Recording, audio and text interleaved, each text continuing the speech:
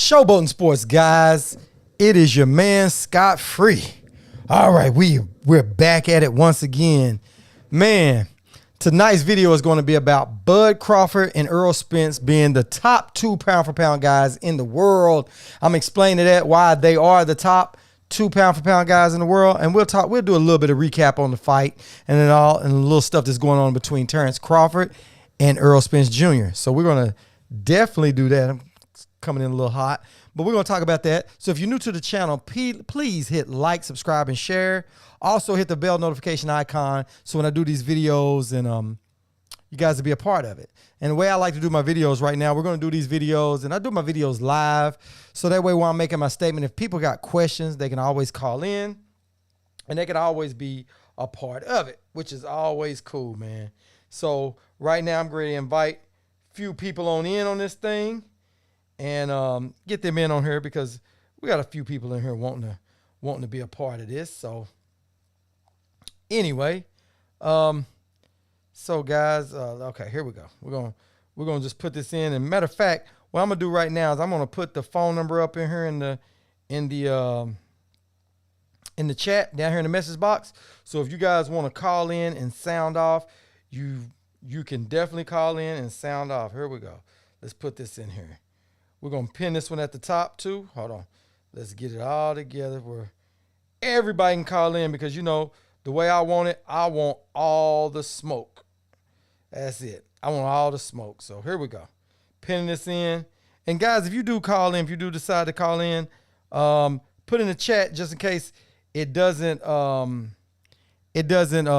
For some reason, this thing is acting a little messed up sometimes. But we got the chat lines open. You see the numbers in, and I'm pinning it in right now. So like I said, you guys want to call in and sound off, feel free to do so. All right, guys, let's get going. Let's get cracking. Hold on. Get my headphones, got my drink here. So the fight went on this weekend. I don't know who all got to see the fight. Oh, hold on, guys. Okay, here we go. I don't know who all got to see the fight this weekend, but really good fight between Errol Spence and Ugas. Really good fight. And man, so it led me to make this video tonight, because I wanted to say who I thought was the top 1 and 2 fighters that's out there. 1 and 2 fighters. So I'll give it to Errol Spence and Terence Crawford. I had Terence Crawford as my #1 pound-for-pound guy. After that fight this weekend, like I said, it was a really good fight. I'm kind of on the fence. I'm actually redoing my whole list after that, because I thought Spence did a really good job. And like I said, Spence, he showed out with Ugas. I don't know if you guys had a chance to see the fight or not. As a matter of fact, like I said, I got the comments up, the numbers in there for people. I'm going to give you some quick thoughts on the fight that I had. I thought that Errol came out. Errol started strong. He started a little faster than what I thought he would. I thought he would start fast, but he just immediately started swinging for the fences. It was like he was trying to take Ugas out. And I think he had in his mind, I guess, whatever he saw, that Ugas was a little hesitant. It seemed like he was just really ready to go in there and just start putting it down on Ugas. It was like he was just really pushing for that. And I thought it was pretty cool, because Ugas was trying to fill him out. I saw Ugas trying to counter Errol. It seemed like what was crazy to me is that I saw Errol throwing some body shots. And as Errol threw a body shot, then Ugas would turn right around and try to give the same body shot to Errol. And I was like, man, you know, it's got to be a little different. So, I mean, it was like Errol watched him. Errol played around with him a little bit. But then also Errol started fainting a lot. And as he started fainting a lot, it was like Errol was trying to get him to commit a little bit. And as he committed, Errol was a little anxious and was trying to throw some haymakers in there. And he missed. He swung wild. It wasn't a wild swing, but he missed a whole lot. And that kind of had me a little bit like, Errol, you know, I was kind of nervous at first. And being nervous, I was like, man, it was kind of crazy. I was like, has Errol lost a step? Is it? I was just, like I said, the first round could have went either way. I gave it to Errol because Errol was a little bit more aggressive. Some people gave it to Ugas. I didn't think that was a problem. I didn't really think that was a problem, giving it to Ugas. Second round, I gave it to Errol. And I was watching the Sean Porter, the Porter Way podcast. And Sean Porter was actually addressing that. He said he gave the first, I think he said he gave the first 3 rounds to Errol Spence. But he had it 3-2 in the first 5 rounds. Know what damn fight he was watching, but I didn't have it that way. I said the first round could be a swing round. I had Errol ahead. I had Errol ahead comfortably throughout the whole fight. I didn't see that Ugas won 3 rounds out of the first 5, but that's Sean Porter's thing. I think Sean Porter's a little irritated with Spence, is what I think. That's my thought process. And Spence has, not Spence, but Porter has tried on a few occasions. He said that, Errol, do you feel like I'm hating on you? When Errol was on the Porter Way podcast, and Errol was like, yeah. And even his co-host said, man, what is it your hate where Errol is? You know what I mean? It's like he's got this, I think he's still irritated with Errol from him and Errol's fight. I think that's part of it. But I think Sean is trying to do his best to move past that, which is cool. I'm glad to see Sean try to move past that fight. And I will tell you this, that Sean was doing a little bit of commentating with Fight Hype, and they were talking about it, and he was saying how after the 5th round, Errol took over, and how Errol was just amazing. And that performance right there, he felt like Errol has earned his way, that he thinks that Terence Crawford and Errol are a 50-50 fight. I don't know what you guys feel about that. If you guys think that Errol and Bud are 50-50 fights. I know people have been going back and forth with it, and I think that some people are just hardcore Bud fans. They just think Bud is gonna really knock Errol out. So to speak. You know what I mean? They think he's just going to run over Errol. And I think that some of the Errol hardcore fans think that Errol's just going to run over Bud. They think Bud is a little too small. Now, I'm a fan of the sport, like both fighters. And like I said before, I've said this numerous of times, that I have Bud as my number 1 pound-for-pound guy, period. That's my number 1 pound-for-pound guy. But I do have Errol slightly beating Bud. Because I think Errol is a little bit Errol is my number 1 welterweight. And actually, and I'm not gonna lie to you guys, I'm a little more biased with Errol. I think Errol is my favorite. The fighter I like the most is Errol Spence. I'll just be honest with that. Bud is right there too. I like Bud. Errol is here. I have Bud, Shakur Stevenson, Ennis, all those guys fall right so close to there. But I just want to be honest with you guys that about it, because I don't want people to say, oh man, you just saying it because you are biased. You just really like Errol. I'm just putting it out there. I do like Errol. Errol is one of my favorite fighters. I like his style. I like what he does outside the ring. But it still doesn't take away from Bud. I think Bud's greatness is just phenomenal. Bud was pound for pound. He's been pound for pound conversation for a while. Bud has been my pound for pound guy for quite some time. Canelo was my pound for pound guy, but once all the steroids and all these other accusations come up, and then I see him not fighting certain fighters, it's like he wants to stay away from that. But we're not talking about Canelo in this video. I think Canelo is one of the most skilled fighters out there. I really do. So I'm not taking anything around Canelo. I don't have anybody close to taking that top spot, because I don't put Loma up there. Like I said, I got Errol and Crawford. It's a toss-up between those 2 guys. And the reason why I say that, and like I said in here, I'm going to break it down why I rate, on my pound for pound, I rate fighters as everything. I rate the competition. I rate how much they're trying to clean out what their goals are and what they're trying to do to accomplish them. Like, you have some fighters that's like, hey, I just want to fight. Like Floyd. Floyd wasn't trying to become undisputed, right? I don't think that was ever Floyd's goal. I think Floyd's goal was to show dominance over fighters in different weight classes, and he just start picking and choosing people like he did Canelo, he did other people. And I think Floyd was trying to show his dominance. Does that take away from Floyd because he wasn't undisputed? No, he doesn't. Not in my book. I don't think that's your qualifications of it, because Floyd was pound for pound number one guy without being undisputed. Terence Crawford, he's one of those guys that I like to clear out my whole division. Anybody that's near me can get it. He moved up 135, 140.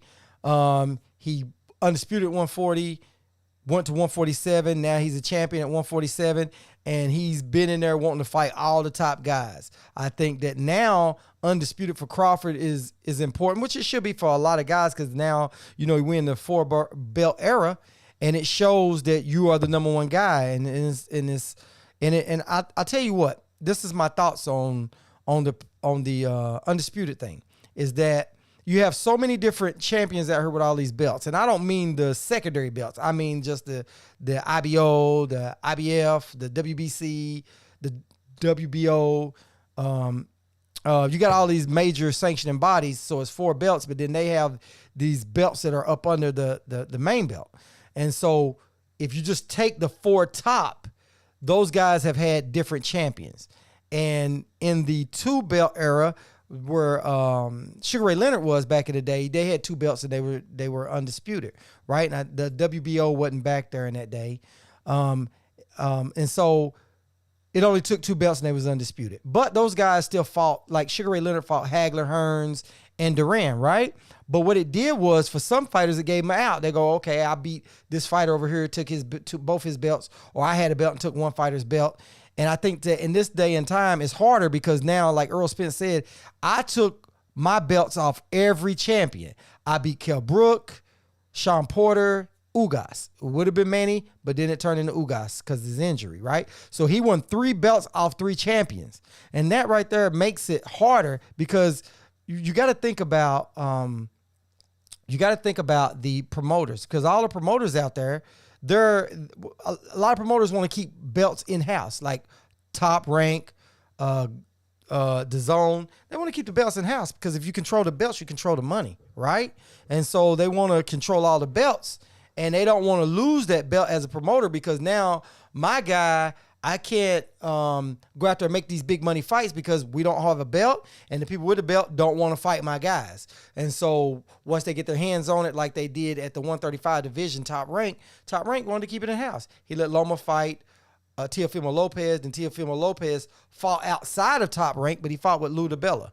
So I think that somewhere under the table that Bob Arum and Lou DiBella might have had some unspoken, just spoken, not, just a spoken rule of, hey, I'll let you fight my guy, but if so, your guy wins, you got to give us a shot at it. And I think that's what Lou DiBella was trying to do. Because Lou DiBella did everything possible to make that fight with Loma. And now that Loma's at war and that kind of stuff and not coming back, they were forced to fight with DAZN. And same thing with Bud. Top Rank didn't want to make fights with Bud over at PBC, and it took that Sean Porter had to be the mandatory, and they had to activate his mandatory clause to make him be able to go fight Bud. Went to purse bid, and Top Rank, Bob Arum didn't want to lose that to a purse bid. You rather make some than nothing, and it was the last fight that Terence Crawford had on the contract. So Bob showed good. They made the fight. And so that brings you back to saying that in this 4-belt era, it's hard because fighters got to go chase other fighters down. So Errol Spence fought everybody on PBC, and now he's saying he's going after Bud, who is not with Top Rank. And so I think Errol has had a tough mountain to climb with the names he fought. I mean, Danny Garcia, Ugas, and Sean Porter, those guys are not pushovers by far. I still think you got to think about it. Sean Porter has the best. Sean Porter has the best resume at the welterweight division. Really, he's got probably the best resume in all boxing. Actually, he's fought all the top guys. He's fought all those guys that can be considered top Hall of Famers. Bud is going to be in the Hall of Fame. So you got Bud out there. You got Spence. Spence is going to be in the Hall of Fame, especially if he wins this bout with Terence Crawford. Those two guys are Hall of Famers. Keith Thurman, I say Keith Thurman is probably a Hall of Famer. It's just depending on how Keith ends his career, but Keith Thurman is probably there. I would say it's a good thing he's there. Ugas is not a pushover, not a Hall of Fame fighter, but is still a top guy. And Sean Porter has beat the guys in the top 5 before, you know. He beat Danny Garcia. He beat Ugas. So you got to give it up to Sean Porter. Sean Porter has a really hard, tough resume, and Spence, by beating Sean Porter, it helped his resume out too. So Spence has had not an easy road to get up. Not saying that Bud's road was a lot easier than Spence. I mean, easier or harder than Spence. I'm not saying it, but I'm just saying that Spence's road to get there, to get all the belts off everybody, was harder than most people have to go through. Now, when you look at Bud, like I said, Bud has already been undefeated champion. So is Spence. You got 2 fighters in their prime. Spence is 33 years old. Bud is 35 years old.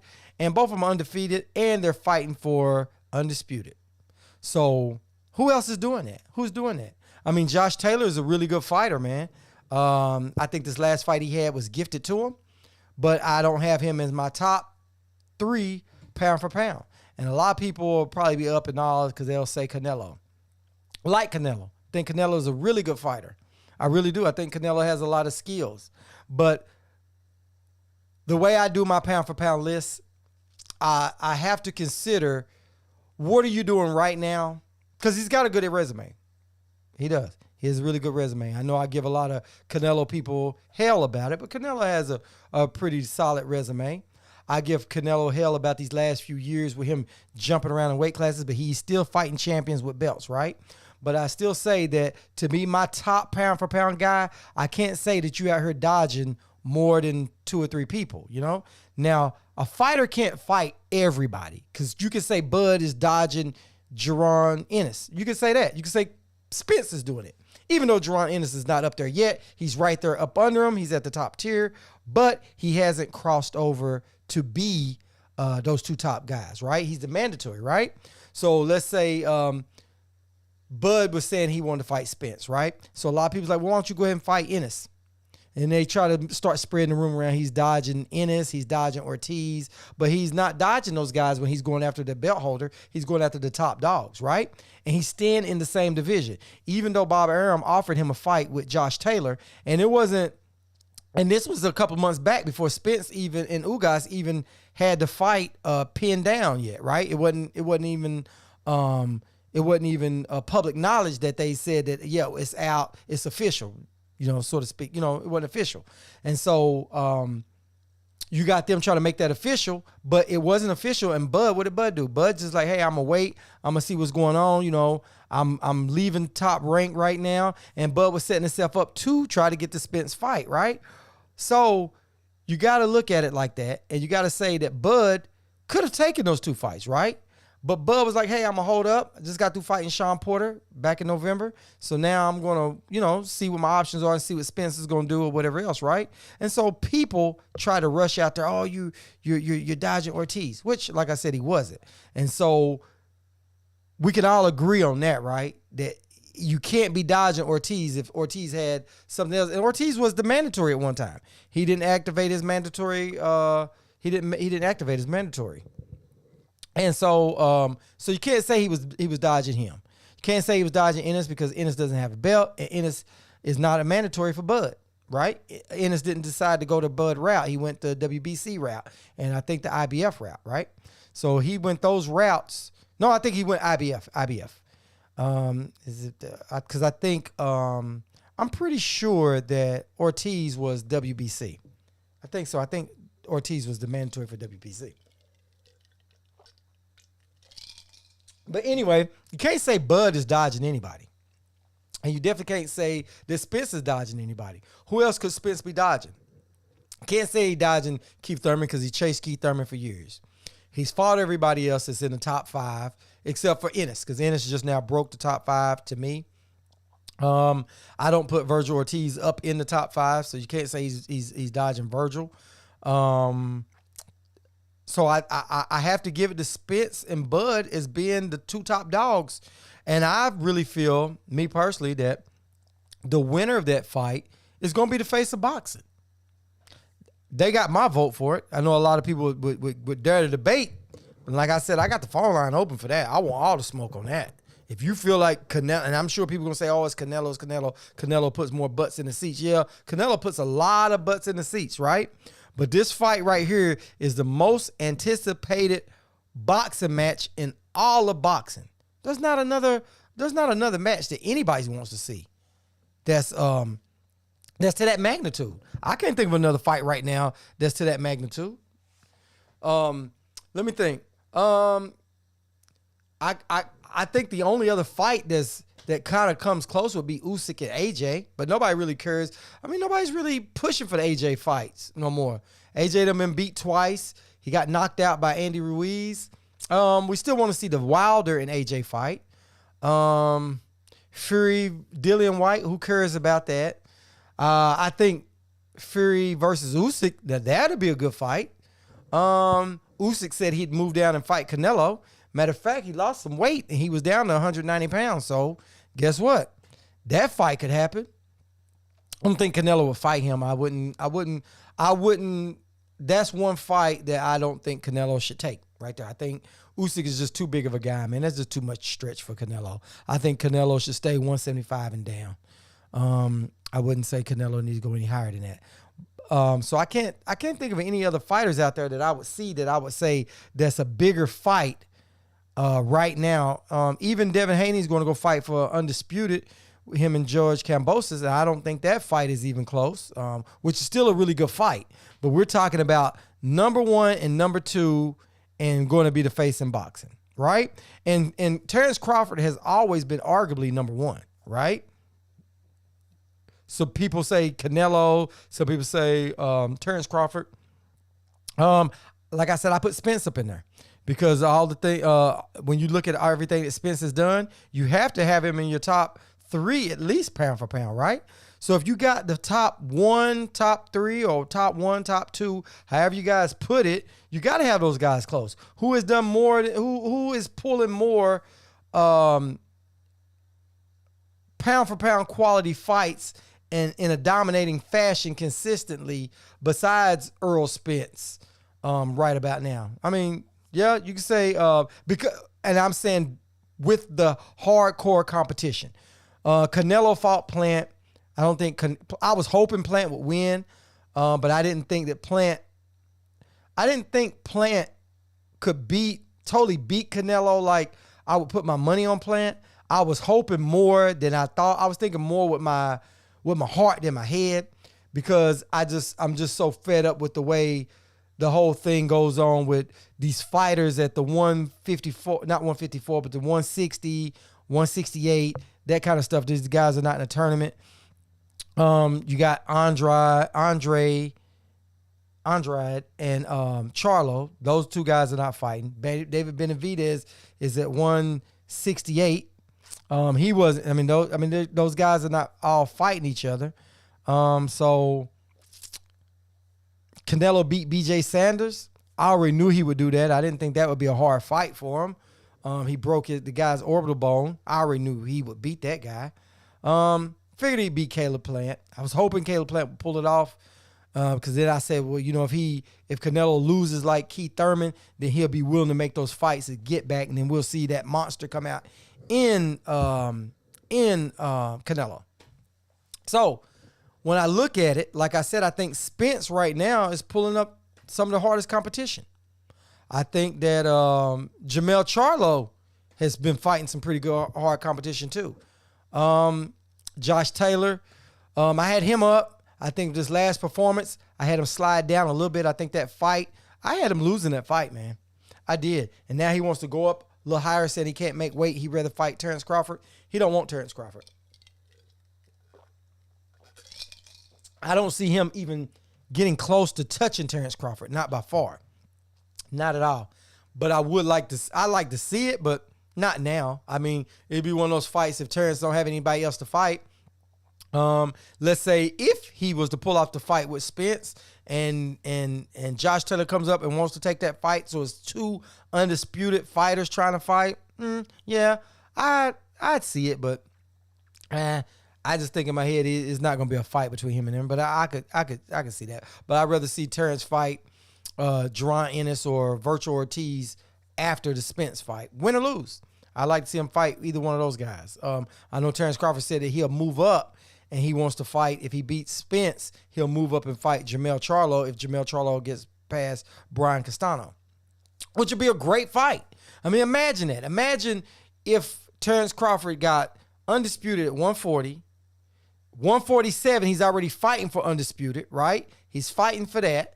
So you got to give the guy credit and then go up to a third weight class and have 3 consecutively. He didn't skip over any weight classes.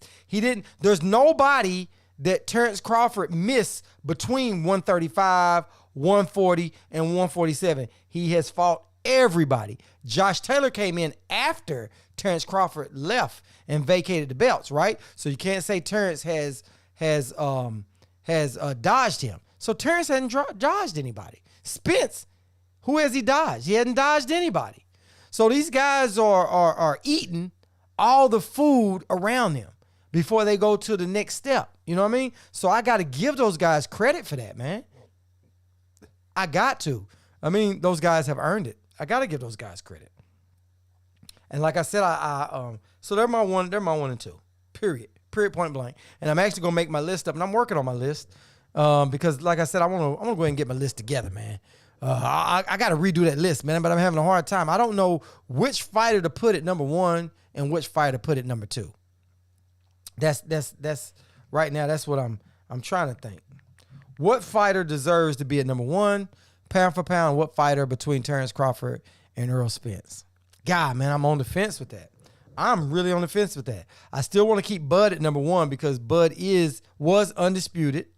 Bud moved up. He's had every knockout at welterweight. Nobody at welterweight has lasted with him.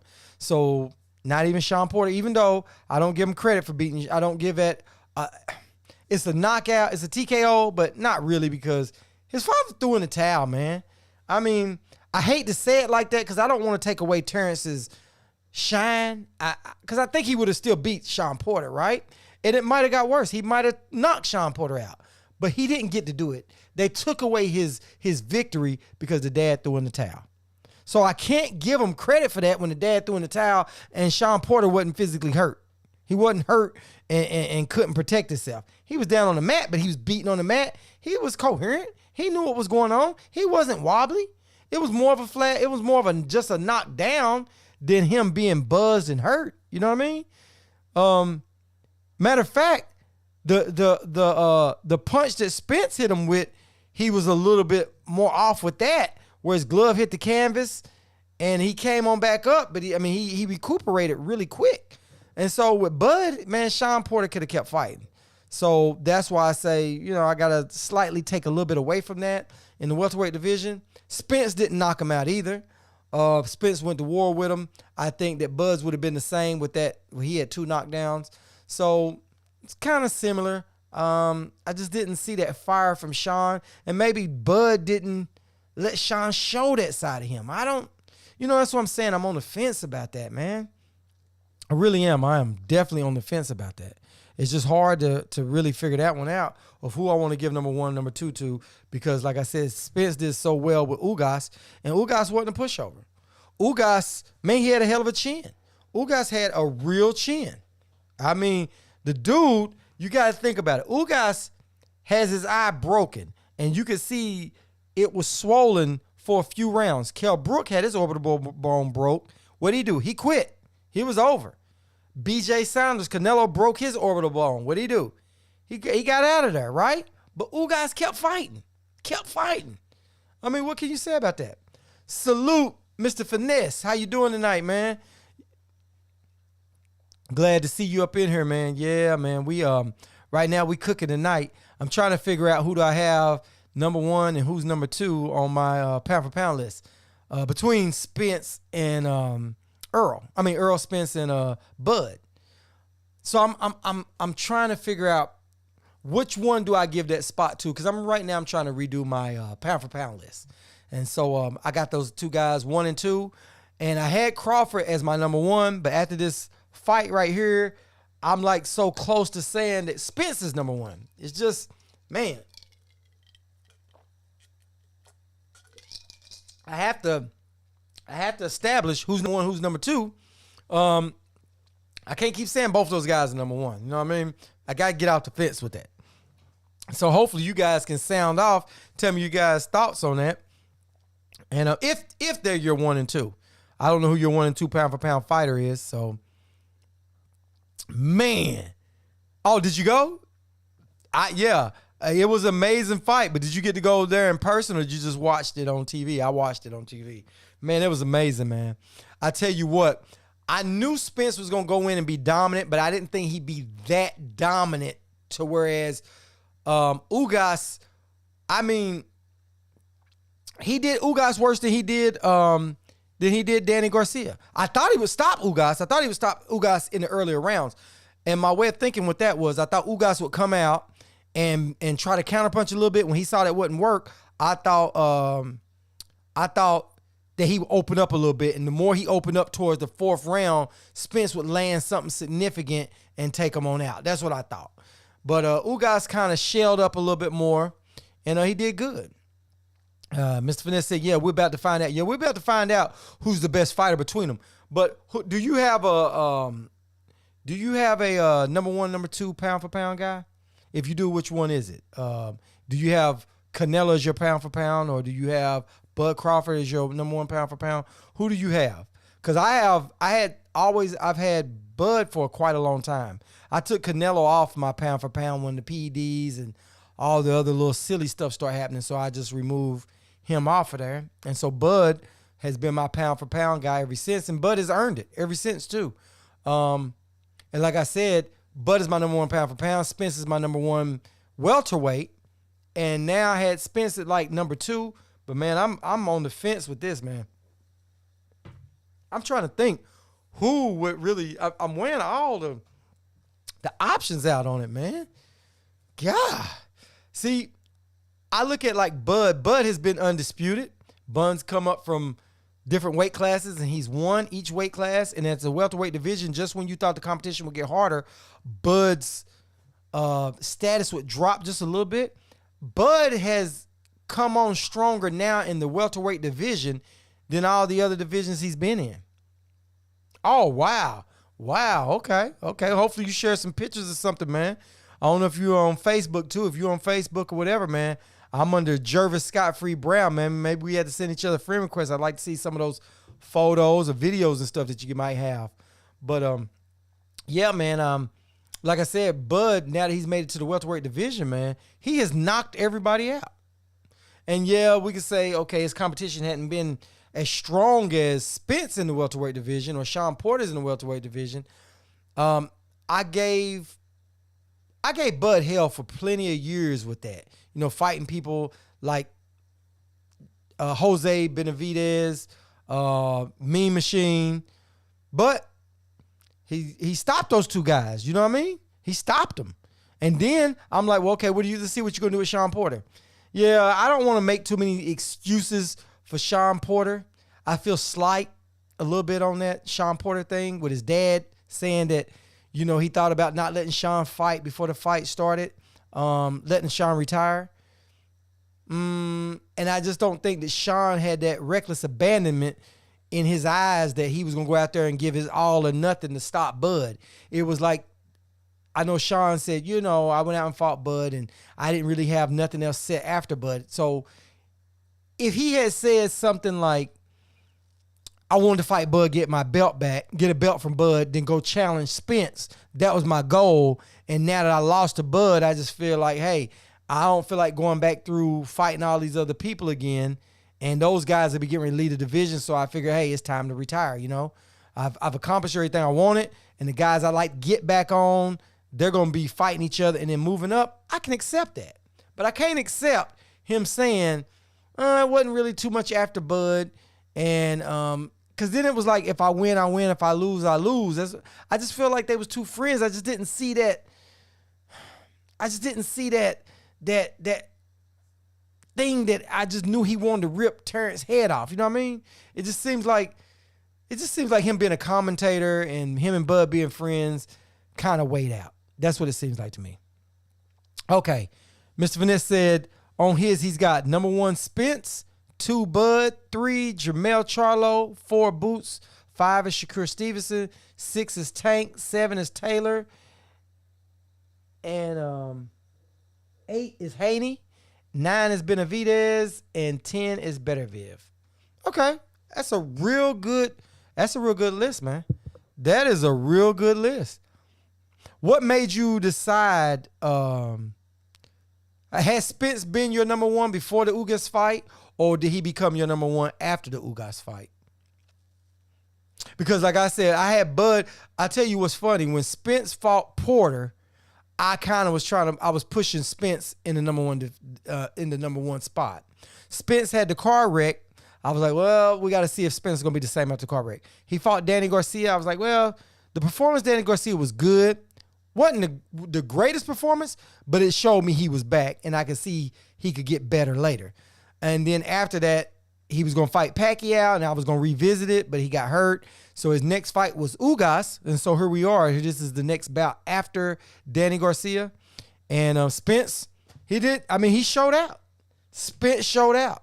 They even were saying how Spence was hurt in the fight, and I'm cool with that because no matter how good of a fighter are you, sometimes you take a hard punch. Did Spence fall down to the ground? I know they said that because he fell to the ropes. If you got hit, you fall into the ropes. That should have been counted as a knockdown. It wasn't. But Spence came back and clean house. He didn't shy away from him. He acted as if he never was hit. And so I give it to him, man. It's such a dominating performance on somebody like Ugas. Ugas lost to Sean Porter, but I kind of said it was so close. I kind of had Ugas slightly ahead, beating Sean Porter because when I think that when he dropped Sean Porter, it should have been called. It should have been called. Let me see. Hold on. Let me see where we are. Hold on. Let me get this thing. Hold on.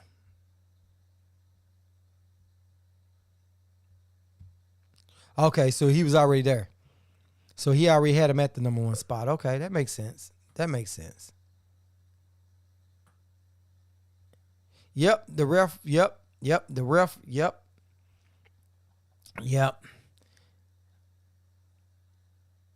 Okay, you said you don't have social media. Okay, no problem. Yeah, okay. Yeah, see, I actually had Spence almost there until, like I said, to that car wreck situation. You know what I mean? So that was it for me. So let me straighten my chat up. For some reason, my chat is a little bit out. All right, hold on. Let me get my chat together, man. Okay, let me get my chat together. All right, had to get my chat together. All right. Okay, he said, Mr. Finesse said he was already at the top for me after the Porter fight. Tell me this, who else you seen dominate Danny like that at 147? No, haven't seen anybody dominate Danny like that. Spence treated Danny as if Danny was a B-class fighter. Danny has always been competitive, but in that fight, Danny wasn't close to being competitive, man. It wasn't even a fight, man. I didn't even see it. It looked more like a sparring match. And then Spence didn't have all his, Spence wasn't the Spence like we saw in the Ugas fight, where he had his strength back. Spence was just in there. He was well conditioned. Timing was a little bit off, just a hair. Nothing major. But nobody's done been Danny like that. Nobody. Not Sean Porter, not Keith Thurman. Wasn't even a close fight. You know what I mean? And then what's crazy is Spence fighting Sean Porter, he made the fight harder than what it was. And Sean Porter even said it himself because he was on there talking to he was on the interview, and he said that Spence tried to fight me in my fight, beat me at my own fight. And he was saying how Terence Crawford made me fight his fight, right? Yeah, the ref did. Yeah, the ref did say stop twice. He did. Matter of fact, I saw it today in slow motion, and the ref did say stop, and Ugas hit him after the break. So, and a lot of people's like, well, Ugas should have ran in and stuff, but no, the referee said stop. If Ugas had ran in and hit him, it would have been a foul. You know what I mean? When he really hit him, and if the referee should have hurried up and jumped in there after he said that, even though they were still fighting, the ref said that he should have just stepped all the way in there and made sure he put him apart and gave Ugas a warning. And that warning right there would have put everybody on notice that he did say stop. So, but anyway it goes, it doesn't matter. Spence won in dominating fashion.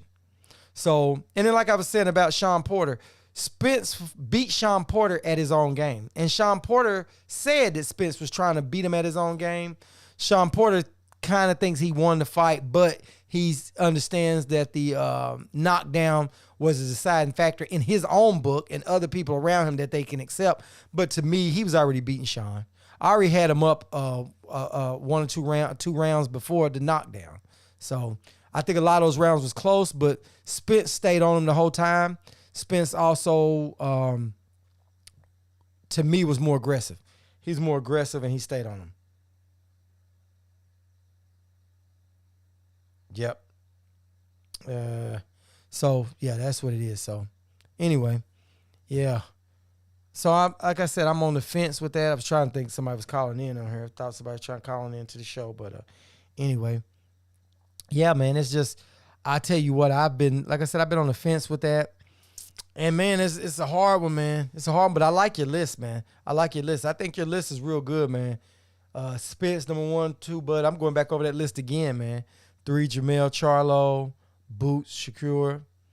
I tell you what, I like Boots. I really like Boots. The reason why Boots hasn't really smashed my pound-for-pound list is because I need for him to dominate a big fighter for my pound-for-pound list. Now, I know he can do it. But I'd like to see him fight somebody like Danny Garcia, maybe Keith Thurman. Ugas is injured. He'd have to do it to somebody like that, like a Sean Porter, you know?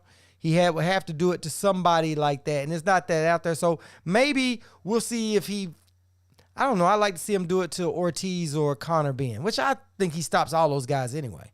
But instead of me just saying, I think, I like to say I know, because this is one of the problems that I get on a lot of fighters when they say, well, man, this guy can beat this guy can beat that guy. Well, yeah, well, let's just see. You know what I mean? Let's just see, because we never know how that guy might adapt in the fight. We don't know what might happen along the lines after 5, 6, 7, 8, 9, 10 rounds. You know what I mean? So I like to see Boots do that. But like I said, I love your list. Tank. I like Tank. I got Tank on my list too, but Tank is a little low. Tank is lower on my list. I think Tank is a dominating fighter, but Tank needs to fight a true. I gotta see what he does with Devin Haney. I gotta see what he does with Devin Haney. I'd love to have seen him fight Teofimo Lopez or Loma. He's got to fight one of those guys. All right, hold on. Here we go. Let's see who it is. Somebody's calling on in. Here we go. Call from. To accept, press 1. To send a voice. Hello? Hey, what's up with you, man? Hey, man, how's it going, man? Hold on 1 second. Let me make sure I got you in here good. Make sure I got you in here real good. Hold on 1 second, man. All right. That's where everybody. All right. I think we're ready to go on here. Here we go. Hold on 1 second, man. All right. Can you hear me? Hello? Yeah. All right. You on? Yeah. Everybody can hear you now. Go ahead. Man, how's everything? Oh, man, everything's going good, man. Appreciate you calling in, That's man. what's up. Go ahead and sound off for us. No doubt. One, that fight was amazing to be at. Yes, I was there. It was a dope fight, but the whole atmosphere, you know what I mean? The whole day, Saturday before the fight, the environment around the arena, I mean, it was crazy the whole time, you know what I'm saying? Mm-hmm. And then when he came out and the ring walk, mind you, I'm from New York. So I didn't know what the song was that I was hearing, but I know that the whole stadium seemed to know it, and just me and my people from New York didn't. And it was dope because one thing I'm gonna say that, and I think it's important to say, I was in that arena, mm-hmm. and it had to be 40 to 50,000 people in there. Mm-hmm. Most of them was black. Wow. And it was all love. it was a lot of Hispanics. It was Hispanics too, but most of the people there was black, and it was all love. There was no bullshit, no fighting, no nothing. And I'm just saying that. Let me just say that on the public forum. 40,000 black people were all together in one place, and it was a beautiful affair. I just want to get that out there. Wow. You know what? I'm glad you're saying that. So let's just get on that just a hair more. The reason why I say that is because, you know, they love to say black fighters don't sell or black people don't support black That's fighters. Why I right? wanted to say that. That's why I wanted to say that on the public forum. Mm-hmm. So I'm definitely glad you said that, man, because what that shows is that, you know, with black people, and then you still got a Hispanic in there. Spence is loved, man. He's really loved. He's loved. That's what I'm saying. He's loved, man. And that's what he brought out was love. You know what I'm saying? There wasn't no bullshit. It was all love. People I didn't know, you know, they was showing love, and I was showing love right back. You know what I mean? It was just a beautiful atmosphere. You know what I'm saying? Even when what's her name was fighting, Isaac Cruz was fighting. You know, that's where you would see, you know, a large Hispanic. It was like a lot of Mexicans in there repping their people, and it was all love. There wasn't no bullshit in there. Right. Right. And when it comes to and when it comes to this fight we about to get now with Crawford and Spence, this thing is humongous. This thing is humongous. And this thing, like I was just talking to my cousin when you came on. I was talking to my cousin, and he was telling me how hyped he was. He's like, I can't be like this for 8 months, man. This is crazy. And what I'm saying is, this is going to be a crazy affair with two brothers in the ring, right? Mm-hmm. And it's going to kill, once again, because we already know it, but it's going to completely kill the narrative of who don't sell, who don't buy tickets, who don't pay for pay-per-view. It's going to kill that whole narrative because this thing is humongous. Yeah. I can't wait for it. You know, both of them is still in their prime. Both of them is undefeated. This for undisputed. They both great fighters. I mean, this is everything as a boxing fan or any kind of competitive sport fan that you are. This is everything you could ask for. You know what I'm saying? So I just can't wait till it actually is signed because I know how boxing is, and I've been watching for a long time. I just hope they don't fuck this one up. Yeah, me too. This is too perfect. You know what? They said this fight reminds you of the Hagler and Hearn. I mean, the Sugar Ray and Tommy Hearns fight, right? So that's been back since the 80s, right? But this is the thing. You got two fighters in their prime, undefeated, fighting for undisputed number 1 and number 2. Well, now, I'll tell you what I told Chanside last night. I told him that I think this is actually Marvin Hagler versus Tommy Hearns all over again. And I told him, you guess who's who. Yeah, exactly. Because Spence is going to be Hagler all day long.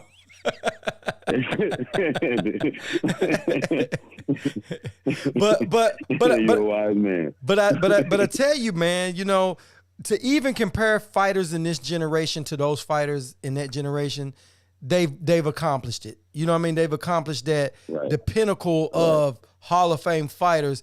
And I love when Spence sent that tweet out. Did you see did you get to see that? You see that on any of that where Spence said, hey champ, let's go be legendary?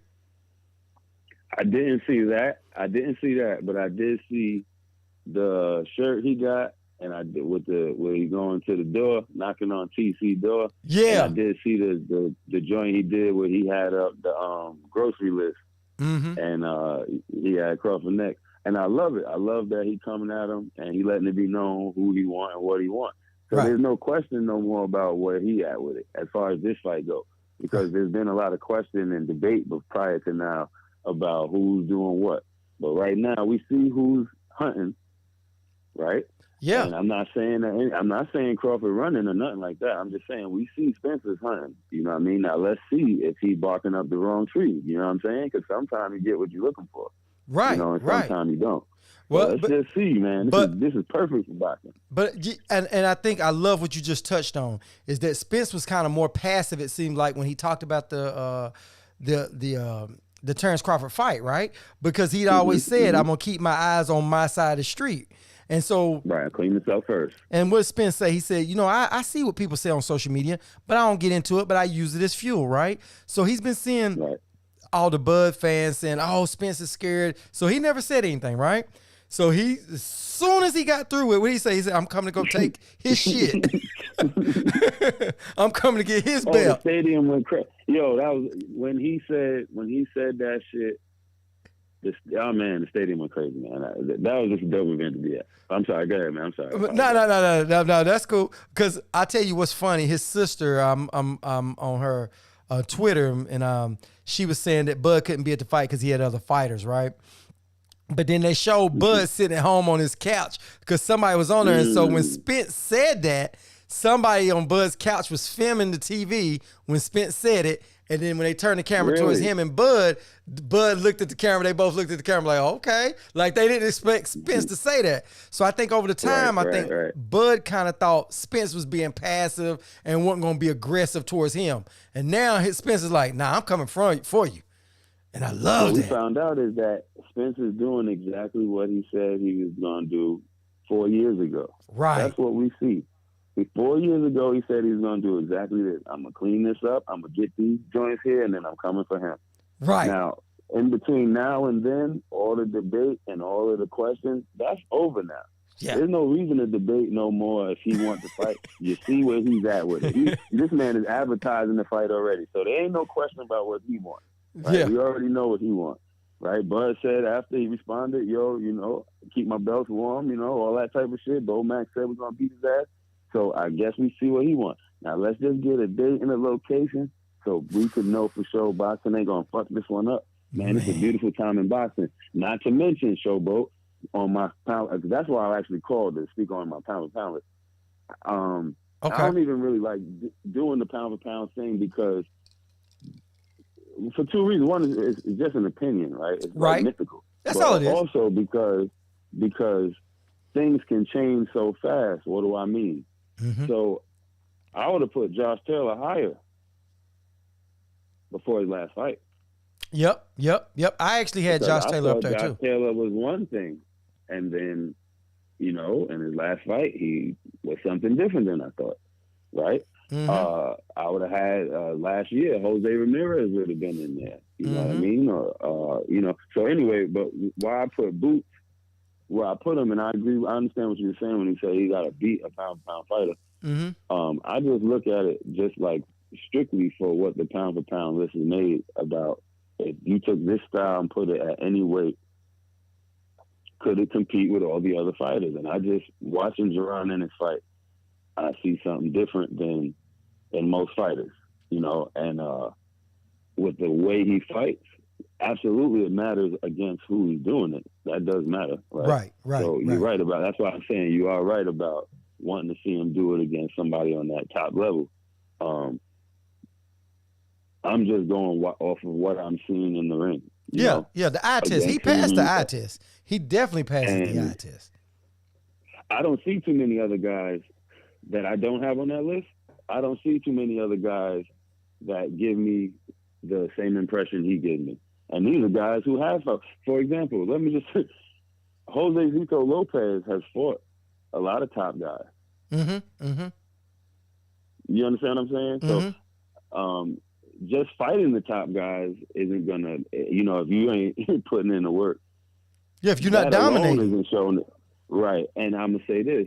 I saw Vasyl Lomachenko, and I right now see Monster Inoue on other people's pound for pound, and they ain't fought. At the time, Vasyl was on there, first on there, he ain't fought nobody. Yep. And Inoue, to this point, he's fighting Donaire now for a second time. So it's all right for him to fight an older, kind of warm fighter, and he'll get credit as pound for pound. So why wouldn't I put Boots up there? Because I definitely know Boots is beyond a no way.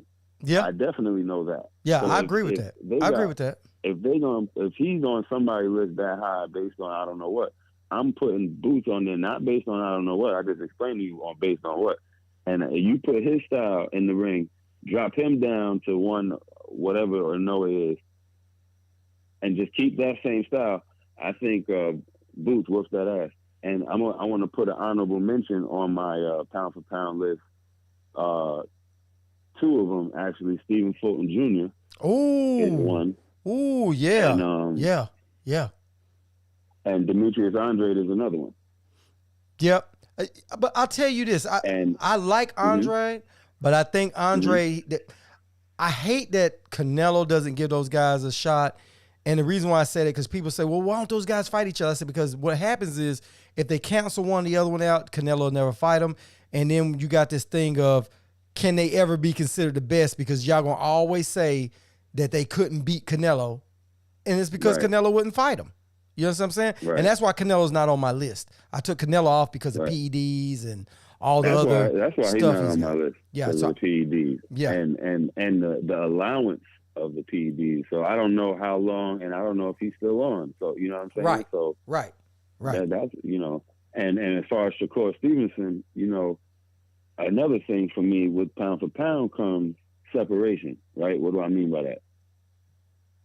The thing that made Floyd for me, and Roy Jones, Pernell Whitaker, the things that made them for me so great was when they were in the ring with other greats, they showed separation, right? Yeah. When you saw Roy Jones fighting James Toney's a great fighter. Yeah. But you saw separation in between the two, right?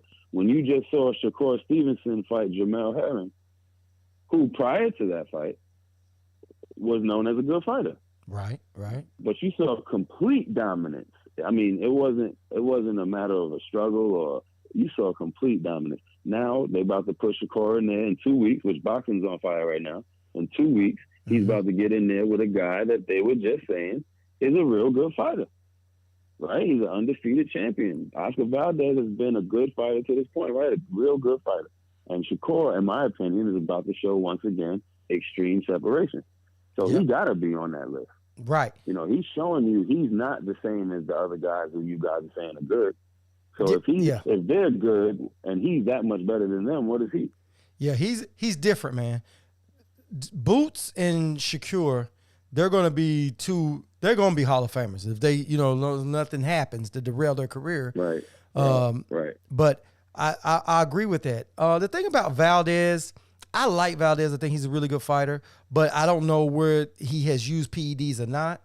And that's why I say I hate that for these fighters, because you don't know, you don't want to put it on them that these guys are out here using PED and that's how they might have come up, but you don't know. You know what I mean? But you don't know. And he's coming out of that Canelo. Right. And you coming out of that Canelo camp. And I'm just like, come on, man. How many more people from that camp or from that whole area down there that's going to keep being questionable? You know what I mean? You're taking away from your own career by getting caught with that. So is it skills is it PED? It's like, if you think about it in a different light, it's like you got a group of people, a little team of people, and the whole clique is crackheads. Mm-hmm. Now, when you see somebody coming out the camp, the clique is crackheads, then they test positive for being a crackhead. It's hard for you to tell me, nah, I don't fuck with that shit. Right.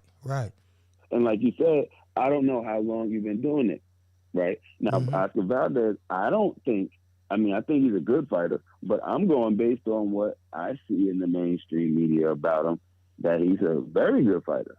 Right. So if that's the case, when Shakur shows, once again, extreme dominance and complete separation from a guy who may even still be on it, right, what does that make him? Right. And you know what? It brings you back to like that JoJo Diaz, him and Devin. You know what I mean? And I start thinking, I'll tell you exactly. I'll tell you one of the things that I rate my fighters, that I think they have to be the total package when they're in on top pound for pound fighters. And I mean, they got to show sign of heart, because it's that dog in you that you need sometimes to win a fight. When you're fighting those like Terence Crawford and Errol Spence, they both prove they got dog in them, and you have to have that to beat the other one, right? But when you see a fighter that starts being hesitant about fighting other fighters, I start questioning, is it financial reasons or is it because you doubt yourself with this fighter? Like JoJo and Devin. To me, it wasn't about Devin being an email champion. It was, he thought he couldn't beat Devin till he was forced. Then finally, he took the fight, and guess what? You don't hear hardly no more from JoJo. It showed exactly what we were saying. Isn't that funny? Devin Haney? That funny? Yeah. And what did Devin Haney do? It wasn't even hard. Wasn't a real hard fight for Devin. right? Right. So, and I say the same thing about Valdez. It's the same thing. They're saying he's good, but Right. but when you put him top one of these fighters that they say he's so good, Shakur can't fight him. There's no need to see that fight. Well, you're saying that because you're scared that Shakur is going to beat him, and I think Shakur is going to dog walk him. I don't even think it's going to be I don't think it's going to be a close fight at all. Not with Shakur. When you see a JoJo Diaz and he says something like he's an email champion, so I don't want to fight him, well, then consider you fought people who were no kind of champion before.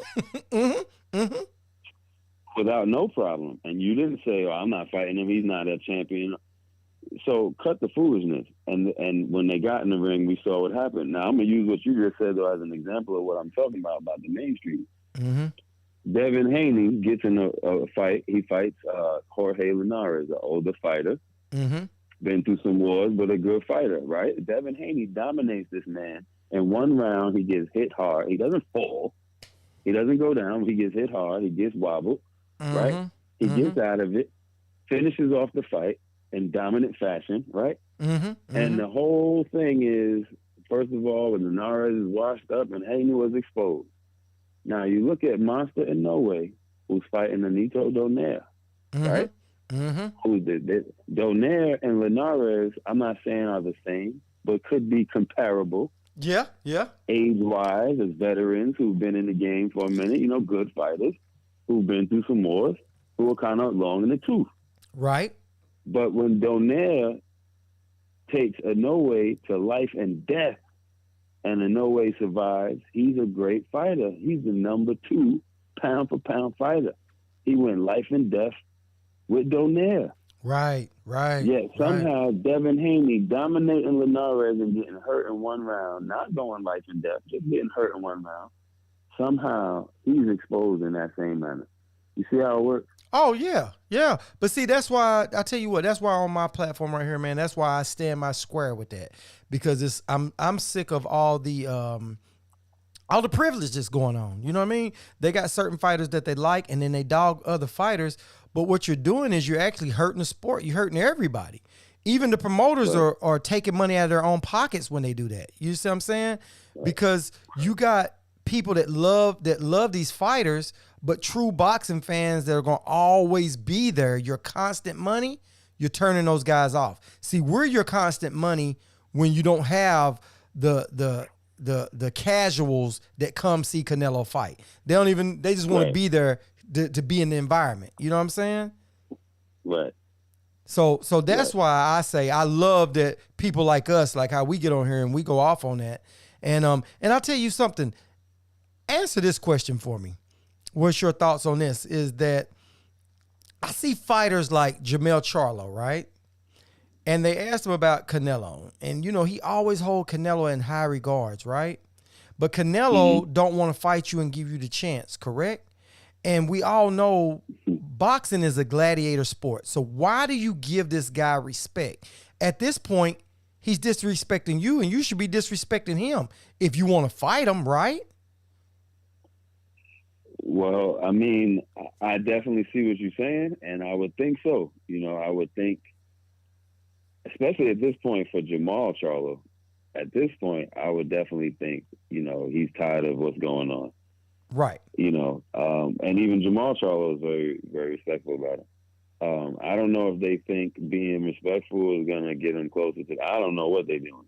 But, those are some interesting dudes in general. So, I would think that at this point, they'd either move off of the fight, you know what I'm saying, seeing that it hasn't happened. And how many years has it been now?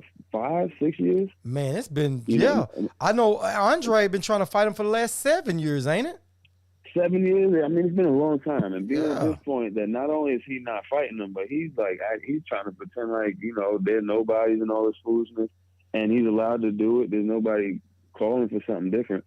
My mind is off, move off of that fight. I wouldn't mind seeing Jermall Charlo fight David Benavidez or Caleb Plant. Yeah. Yeah, or, I'm with you on that. Because the Triple G fight is not happening either. Nope. You know, the Jaime Munguia fight isn't happening. So, you know, like, I don't see what I don't understand more than them being respectful is I don't see why they're stuck on that one fight. Right, because right. you still got to build your own career. Exactly. And that's where I was going at with this is that you guys are allowing these people to exist in this boxing world, and you're still giving them this respect when all fighters need to step up and say, hey, man, this guy's not doing what he's supposed to do. Because you don't hear Spence dodging somebody. You don't hear Crawford dodging somebody. You don't really hear Josh Taylor dodging somebody. Shakur's not dodging somebody, right? So then when you got somebody like Canelo that's dodging 3 people, why would fighters like Tank and everybody else, oh yeah, because they asked Sean Porter, who's your top number 1 pound for pound? Oh man, it's got to be Canelo. Sean Porter, you got the best resume in boxing, right? How is that possible when Canelo should have the best resume in boxing because he's the face of boxing, right? And he doesn't have to ask anybody for a fight. He said, hey man, I want to fight you. They're going to agree to it, right? So if yours is better than his, that shouldn't be possible. And he's number 1. It doesn't make sense. That's just my thoughts on it. I get, like I said, I think that, you know, as far as Canelo goes, the situation is laid out for him. You know what I'm saying? The Floyd ticket. I mean, the guy is famous off a loss. You know what I'm saying? Yeah, yeah. And Floyd also put him on his undercard too. What was it, about 2 or 3 fights he put him on his undercard to help him out too? Right. Exactly. He built him up before he fought him. He built him up on his undercard. So he built him up, had the path set, then fought him. Dominated, but he fought him. And, you know, so the rest is written. Yeah. But in my opinion, you know, Canelo Alvarez is a very good fighter, right? Great fighter. He's a very good fighter. Great. I wouldn't even use it. I don't throw those words around. But I'm going to tell you why, Showboat. You said he's a great fighter. You said that shit emphatically. Yeah. Well, I'm saying skills-wise. I'm saying if Canelo is a great fighter, and we've seen him in the ring with what I think is a great fighter in Floyd Mayweather, and you saw that separation. Right. What does that make him? They both can't be great. Nah. He's not on that level, but, you know, you got... He's a very good fighter. That's what I'm saying. Yeah, you're right. You're right. He's a good... Great is a word for the select few. You know what I'm saying? Canelo's a very good fighter. Because then I'm gonna ask you this: if he's a great fighter, because this is gonna go to what you said about Boot being on the pound for pound. If Canelo Alvarez is a great fighter, can you tell me 4 other or 3 even other great fighters he's beaten? Not very good fighters, great fighters that he's beaten. No, I can't say that. I can't. Because I don't look at Triple G as being this fighter that they claim Triple G is. I think Triple G was a hype job a little bit. Again, Triple G is a good fighter. Yep. He's a good fighter. Yep. He's a good fighter. He's not no bum. He's a good fighter. But he's not great, and I don't think he's very good. He's a good fighter. Right. Canelo Alvarez, I think, is a very good fighter. Right? Yeah. I get what you're saying. So you're saying great. I usually say, when I look at fighters like Floyd, they kind of like that legendary status, that Mike Tyson legendary status, that Sweepy Whitaker that you just can't. Greatness. Yeah. That's greatness. Yeah. And that's why I'm saying that people use the word great. You're right. You know, so I give you that. You know, like, and again with Canelo, let's remember, Canelo, one of his biggest problems, 2 of his biggest problems, he is very, very, very, very stationary with his feet. Right. And the other problem used to be that he ran out of gas. Remember? Yeah, well, he still got that problem. That was his biggest... He still got that problem. He still has the problem. He does. Yeah, around 9th round, you see him... Because if you notice, he doesn't do a lot of boxing because he walks people down to get them tired. And right when they start breaking down getting tired, he's done walked them down so much, then he gets that knockout towards the end. But yeah, he doesn't have a lot of Waist up, he doesn't have a waist up. He has movement. Waist down, no movement. He has, waist up, he has good movement. He has excellent movement. Waist up, waist down, no movement. And he used to run out of gas. You know, I mean, like you say, he still does. But I remember that shit used to happen early. Yeah. And now it's happening later on. You know what I'm saying? So, well, I tell you, I think what you're seeing is he's choosing his fights wisely, because if you had a fighter like that's a more fluid fighter that's going to be dancing around and moving around and giving angles and doing that kind of stuff, he would have to exert more energy. So you would see it show up a little bit more. But when you got somebody like, he fought somebody with a high motor that made him he had to use motor. Right. Because he's not really fighting guys with high motors that are pressing him like that. Nope. And that's why he's going up in weight, because these smaller fighters are normally faster. So he's like, well, okay, let me go up in weight. Let's fight these guys that are a little bit slower. And I'm more of a skilled fighter, and they're not too much bigger than me anyway. Because, you know, you got to think, Canelo was always, what was he? When he fought Floyd that night, they had a catch weight at, 154? And 152. 152? I think it was 152. And he came in 15 pounds heavier? He was like 165 or some shit like that. 170 damn near. Yeah, I remember that shit. So you got to think, he was 24 years old at 160 something, correct? That's at 24 years old. So you know, as you get older, you naturally, so let's just say at age 30, you know, he's already been a 170 something walking around, correct? Right. Mm-hmm. So he's just fighting his street weight, right? He's probably 180 something now. He's fighting his street weight almost. So he doesn't have to do a whole lot. And again, it makes you wonder, you know, how I mean, that's why it's bad when guys get caught with something, you know. Right. It takes away. That makes you wonder. Yeah, it makes you just wonder, you know what I mean? But what it doesn't take away from it, for me, it doesn't take away from the skill that I see. Right. I still see, you know, because a guy could be on something and still get his ass whooped. Oh, yeah. It ain't end all be all. Right. So like I said, Canelo's a very good fighter. You know what I'm saying? That's why when I start to be honest, a lot of times it happens. When I start to be honest about Canelo, and people take it like, oh, you're a hater. No, I'm not hating. Everything I'm saying is something that actually is factual. Right. He's a good fighter.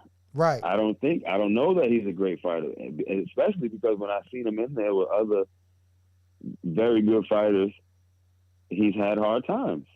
Yeah, and when I seen him in there with a great fighter, I was shown that he's definitely not great. But when I seen him in there with other very good fighters, he's had a very hard time. Right. They don't walk to him. I didn't see separation when he fought Laura. Didn't see separation. Laura won that fight. I had Laura winning that fight. I didn't even see separation when he fought Austin Trout. Nope, didn't see that either. I actually had Austin Trout. It could have went either way. The first fight of Triple G, I didn't see Canelo. I was like, well, Canelo, to me, lost that fight. It was so, you know. This is what I'm saying. So it's hard for me to say that. But he has skill. You know what I mean? I'll tell you one thing. He's a very good fighter. Before he even fought Floyd, I remember seeing him come up. I was like, man, who's this little redhead kid, right? And I was like, man, he's got a lot of skills, you know what I mean? And he displayed a lot of skills, which he has them. And he's had, oh my goodness, he's had a lot of fights. I remember when he fought Floyd, I mean, I never really worried about Floyd losing, to be honest, in the fight, but I remember thinking like, damn, that's a big kid and he could fight. Like, this would be a challenge. Right. So I ain't gonna lie, I was shocked to see how easily Floyd just disarmed him and broke him down. But going into the fight, I've been, like I said, I've been watching boxing for a good amount of time. So I remember when Canelo first hit the scene, and I liked him. And even now, I think he's a good fighter. I think he's overhyped. I don't think he's a great fighter. I don't think he's an all-time great fighter. I think he's a good fighter. He's a very good fighter. He's solid. You know, and he's a solid fighter. You know what I'm saying? He's a very solid fighter. Yep. And I like I said, I like Canelo. You know, people think that I bash Canelo. But I'll tell you what's funny. If I say something about Keith Thurman, I'm bashing Keith Thurman. I say something about Bud, I'm bashing Bud. You know what I mean? Right. So their fans gonna always say that, but I always ask them. I was like, well, you know, I think if a fighter can fight, right? Why not display his skills with other fighters, big names, and prove himself? Because that's what boxing is. It's a sport. It's a continuous proving, huh?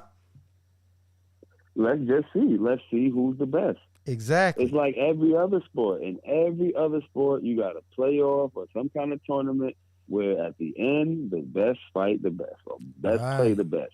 And this is a sport of boxing. And here's the thing. You won't ever hear me talk about fighters personally, disrespecting a fighter personally. Oh, yeah. Right? So when I'm talking about Canelo, I'm not talking about him. I don't know that man. Right. I'm not talking about him personally. I'm talking about in the boxing game, what I see of him in the fight game, in the ring and out the ring, in the fight game. Right? Exactly. And when I'm talking about him, I'm not pulling anything out of thin air, right? Mm-hmm. I'm not no hater of no man. I want everybody to succeed. I wish there were more happy people in the damn world. Mm-hmm. You know what I'm saying? Mm-hmm. So for me, it ain't about hating or nothing. But when I see certain behavior, it gives me an opinion. Exactly. Based on that behavior. Exactly. You know what I'm saying? Exactly. And that goes for anybody, not just Canelo. That goes for the Charlo brothers. That goes for anybody. If your behavior or your actions that more dictate to me my opinion of you. You see what I'm saying? That goes for anybody. Exactly. But that's the way it should be. I mean, So, like I tell people, it's a sport. You sign up for the sport, so you take all the good and the bad that comes with it. You take all the opinions. Right. And to be the best, you got to beat the best. And so I'm not saying that Charlo will beat Canelo or Andrade will beat Canelo. I'm just saying I'm not saying that either. They should get a shot at it, I'm saying that they're the same age and they've been champions. The Charlos, Canelo, and Andrade have all been champions for the last 6 years. And they are the same age. They've been in the same division. Mm-hmm. It don't make no sense that they've never fought. I'm not saying that either one. I'm not saying Benavidez could beat Canelo. I'm saying that I want to see it. I want to see it. I think that's all I'm saying. Canelo is way more skilled than Benavidez. That's clear to me. But can he handle the power that Benavidez put out? I want to see it. Can Canelo neutralize that? Can he stay on him, walk him down, keep him? You know what I mean? Because Canelo, I want to see it. He's good at giving body shots. And I always tell people, I said, listen, Spence is my favorite fighter, right? And so, people say, well, you can be biased if you have a favorite fighter. Okay, I get that. But I will say this. If Spence says, I'm not going to fight Bud, I'm going to move down and fight Josh Taylor, I'm going to say he's ducking Bud. Right. I'll be the first one to say it, right? Same thing I said with Taylor. If he starts saying some shit like, oh, I don't need that belt, I don't need that fight, I'm gonna move on. Yeah. I'm gonna fight my mandatory and it don't be boosted. You know what I mean? He fights Sergey Lipinets or some shit. Yes, I'm gonna say he ducking Bud. Yeah, who has Bud fought? Hey, if he say who has Bud fought in the welterweight division, Sean Porter, that don't count. If he start saying that shit, or he don't sell tickets, or I don't know who that is, or he's a horrible fighter, or you know what I'm saying? If he starts saying all that shit, he's not fighting nobody. If he starts saying all that shit, then he an email champion. Any of that stupid shit we hear. If I hear that from Errol, absolutely, I'm going to call him a duck. But it's Errol action, exactly what you just said. Errol action is what lead me to my opinion of him. Exactly. Right?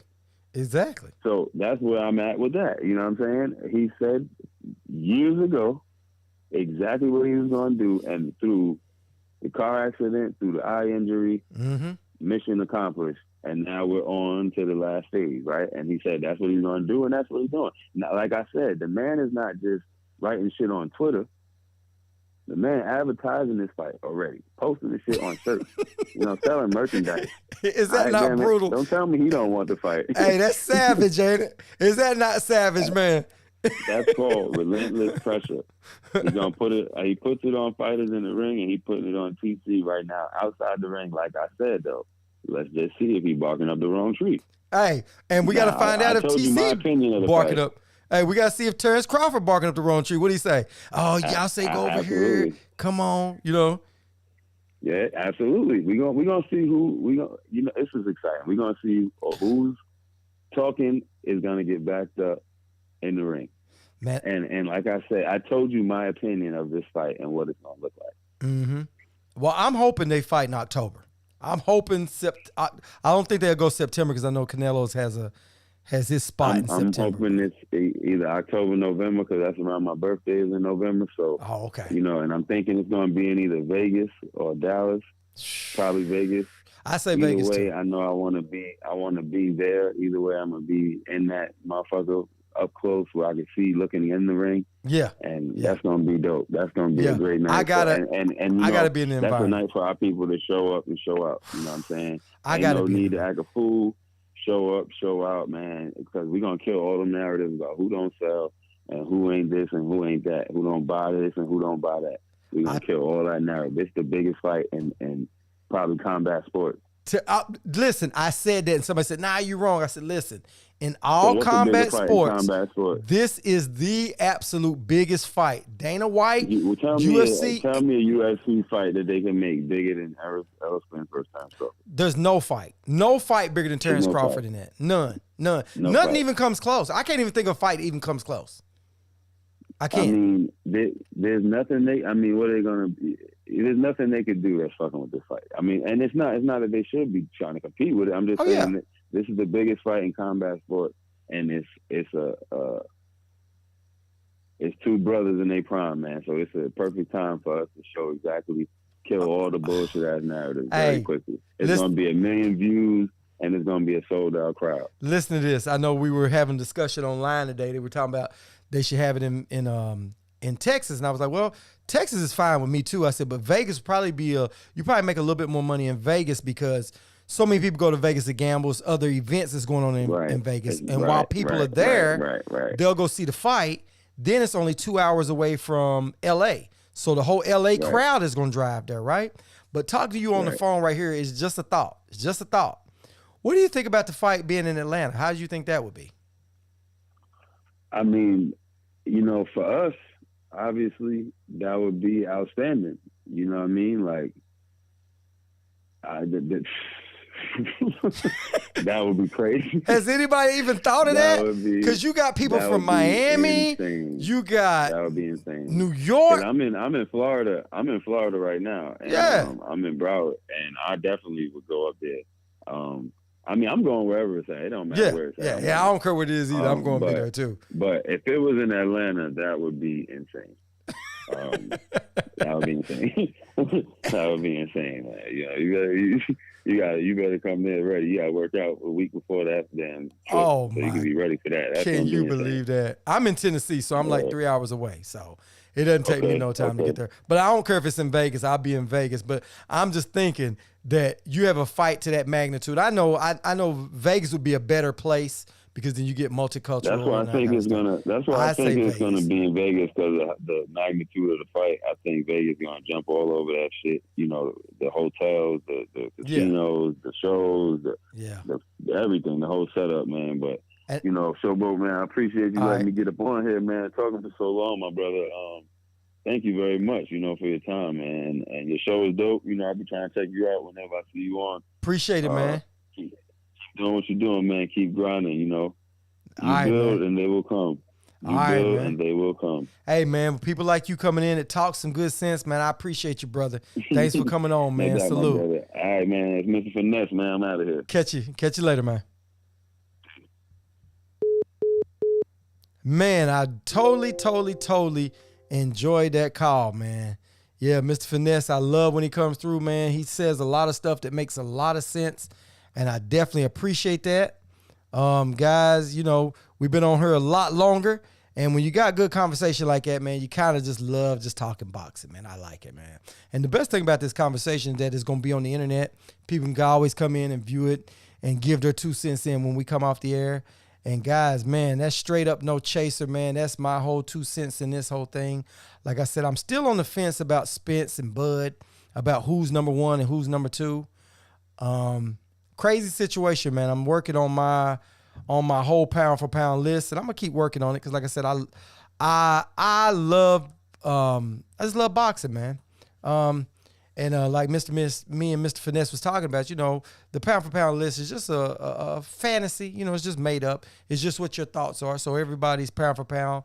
I think it just reflects on how you see boxing, and that's what I like about it. I like that it's ever changing, month to month. Fight to fight, it changes up.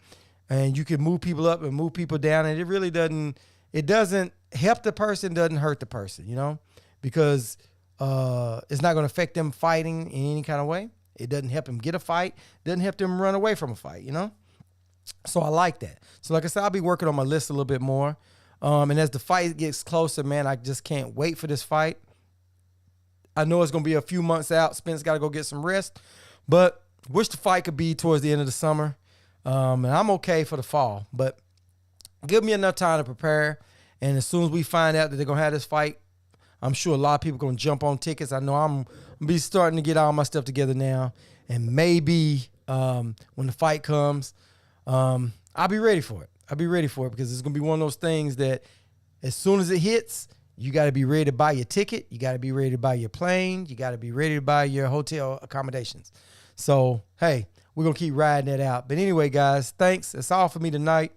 If you got anything that you agree with, please tell me. If you don't like the video, hit the thumbs down. If you love the video, hit thumbs up. Share it. Make sure you hit the like, the subscribe button, and also the notification bell icon. Please feel free to share it with your friends. And like I said, I want all the smoke. So until next time, guys, I'm out. Peace.